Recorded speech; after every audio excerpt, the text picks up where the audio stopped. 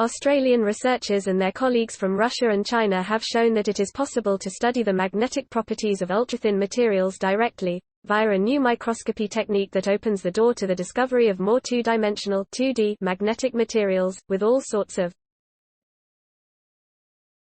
Published in the journal Advanced Materials, the findings are significant because current techniques used to characterize normal, three-dimensional, magnets don't work on 2D materials such as graphene due to their extremely small size, a few atom thick. So far there has been no way to tell exactly how strongly magnetic a 2D material was, said Dr Jean-Philippe Tetienne from the University of Melbourne School of Physics and Centre for Quantum Computation and Communication Technology. That is, if you were to place the 2D material on your fridge's door like a regular fridge magnet, how strongly it gets stuck onto it. This is the most important property of a magnet.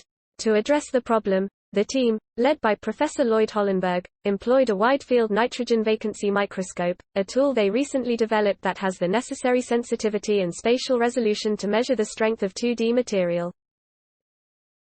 In essence, the technique works by bringing tiny magnetic sensors, so-called nitrogen vacancy centers, which are atomic defects in a piece of diamond, extremely close to the 2D material in order to sense its magnetic field, Professor Hollenberg explained.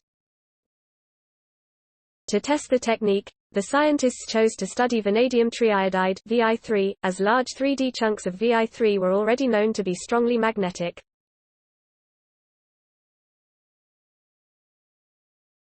Using their special microscope, they have now shown that 2D sheets of Vi3 are also magnetic but about twice as weak as in the 3D form. In other words, it would be twice as easy to get them off the fridge's door. This was a bit of a surprise, and we are currently trying to understand why the magnetization is weaker in 2D, which will be important for applications, Dr. Tetienne said. Professor Artem Aganov of Skolkovo Institute of Science and Technology in Moscow said the findings have the potential to trigger new technology.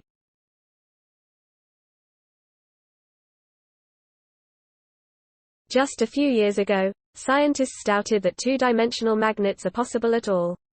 With the discovery of two-dimensional ferromagnetic Vi3, a new exciting class of materials emerged.